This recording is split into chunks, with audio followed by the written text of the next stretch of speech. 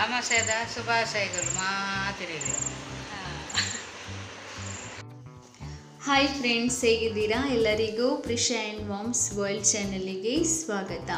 ಹಾಗೆ ನಮ್ಮ ಎಲ್ಲ ತುಳುವ ಜನತೆಗೆ ಆಟಿ ಅಮಾವಾಸ್ಯೆಯ ಶುಭಾಶಯಗಳು. ಮಾತಾ ಎನ್ನಾತುಲು ಅಪ್ಪೆ ಚುಕ್ಲಿಗೆ ಆಟಿ ಅಮಾವಾಸ್ಯದ ಸಲ್ಮೆಲು. ಎಸ್, ಇವತ್ತು ನಮಗೆ ಆಟಿ ಅಮಾವಾಸ್ಯೆಯ ವಿಶೇಷ ಅಂದರೆ ನಾವಿವತ್ತು ಪಾಲೆ ಮರದ ಅದರ ತೊಗಟೆ ಏನಿದೆ ಅದನ್ನು ತೆಗೆದು ಅದರ ಕಷಾಯ ಮಾಡಿ ಇವತ್ತು ಕುಡಿತೀವಿ. ಅದೇ ವಿಶೇಷ ನಮಗೆ ಇವತ್ತು. ಈ ಥರ ಮಾಡೋದ್ರಿಂದ ನಮಗೆ ಯಾವುದೇ ರೀತಿಯ ಅನಾರೋಗ್ಯಗಳು ಬರೋದಿಲ್ಲ ಅನ್ನೋದು ಒಂದು ಹಿಂದಿನ ಕಾಲದವರ ನಂಬಿಕೆ.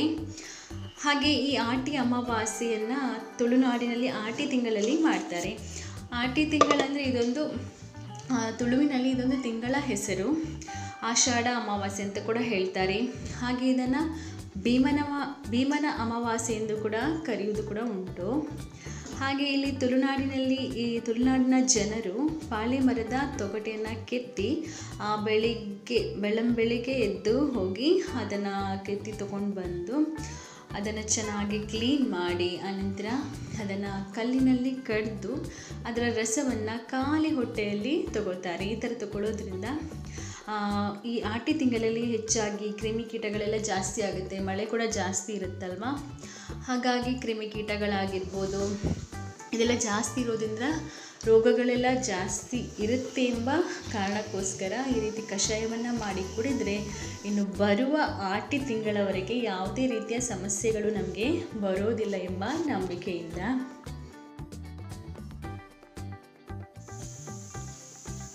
ಹಾಗೆ ನಮ್ಮ ಮನೆಯಲ್ಲಿ ಕೂಡ ಹಾಗೆ ನನ್ನ ಹಸ್ಬೆಂಡ್ ಹಾಗೆ ನನ್ನ ಮಾವ ಬೆಳಂಬೆಳಿಗ್ಗೆ ಹೋಗಿ ಆ ಪಾಲೆ ಮರದ ತೊಗಟೆಯನ್ನು ತೊಗೊಂಡು ಬಂದಿದ್ದರು. ಹಾಗೆ ಅವರೇ ಕ್ಲೀನ್ ಎಲ್ಲ ಮಾಡಿ ಇವಾಗ ಅದನ್ನು ಕಡ್ದು ಅದರ ರಸವನ್ನು ತೆಗೆದಿಟ್ಕೊಂಡಿದ್ದೀವಿ. ಹಾಗೆ ಅದರ ಪಾಲೆ ಮರದ ತೊಗಟೆಯ ಜೊತೆಗೆ ಒಂದು ಬೆಳ್ಳುಳ್ಳಿಯನ್ನು ಕೂಡ ಆ್ಯಡ್ ಮಾಡ್ತೀವಿ ಅದನ್ನು ಕಡಿಬೇಕಾದ್ರೆ.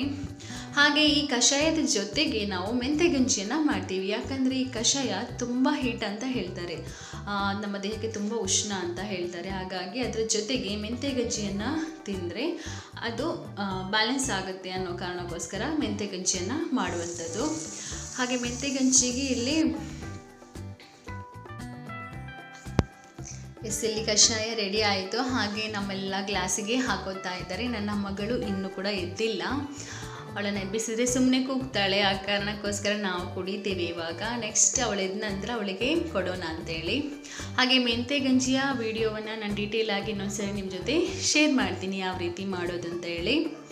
ಹಾಗೆ ಕಷಾಯಕ್ಕೆ ಒಂದು ಬಿಳಿ ಕಲ್ಲು ಬರುತ್ತಲ್ಲ, ನಮ್ಮ ತುಳುವಿನಲ್ಲಿ ಬೊಳ್ಳಿ ಕಲ್ಲು ಅಂತ ಹೇಳ್ತಾರೆ, ಅದನ್ನು ಬಿಸಿ ಮಾಡಿ ಕಷಾಯಕ್ಕೆ ಹಾಕ್ಲಿಕ್ಕೆ ಉಂಟು ಕುಡಿಯೋದಕ್ಕಿಂತ ಮೊದಲು.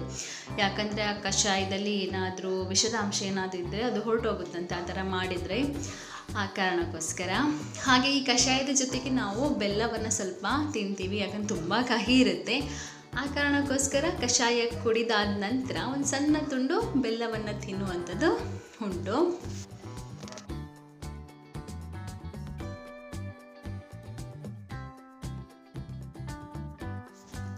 ಎಸ್, ಇವಾಗ ಅತ್ತೆ ಎಲ್ರಿಗೂ ಕಷಾಯವನ್ನು ಕೊಟ್ಟರು.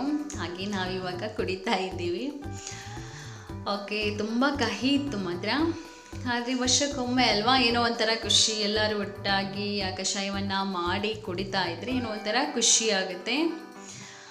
ಎಸ್, ಹಾಗೆ ಇವಾಗ ನನ್ನ ಮಗಳು ಎದ್ದಿಲ್ಲ, ಮಗಳು ಕುಡಿತಾಲೇ ಇಲ್ವಂತ ಡೌಟು. ತುಂಬ ಕಹಿ ಇದೆ ಅಲ್ವಾ, ಮಕ್ಕಳಿಗೆ ಅಷ್ಟೊಂದು ಇಷ್ಟ ಆಗಲಿಕ್ಕಿಲ್ಲ.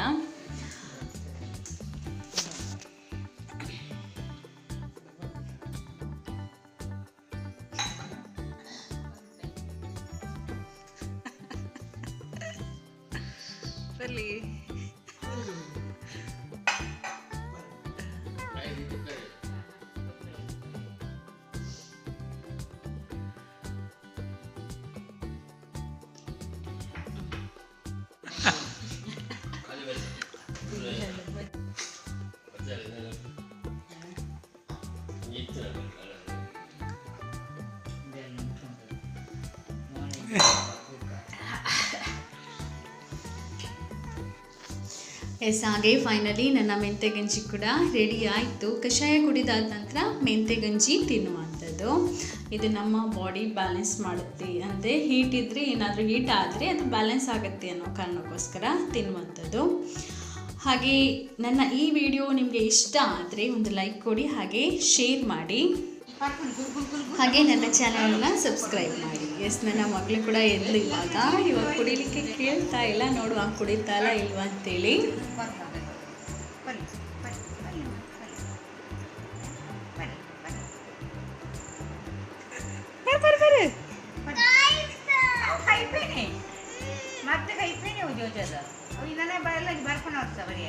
ಒಂತೆ ಬರ್ ಚೂರು ಬರ್ ಜಾಸ್ತಿ ಬರ್ಸು ಚೂರು ಬರ್ ಬೇ ಬಡು ಬರ್ತದೆ ಹಾಕುದು ಬರ್ತದೆ ಬೆಲ್ಲ ಬರ್ತೀರಿ ಬೇ ಚೂರು ಬರ್ ಒಂತೆ ಬರ್ ನನ್ನ ಚೂರು ಒಂದೇ ಬೇ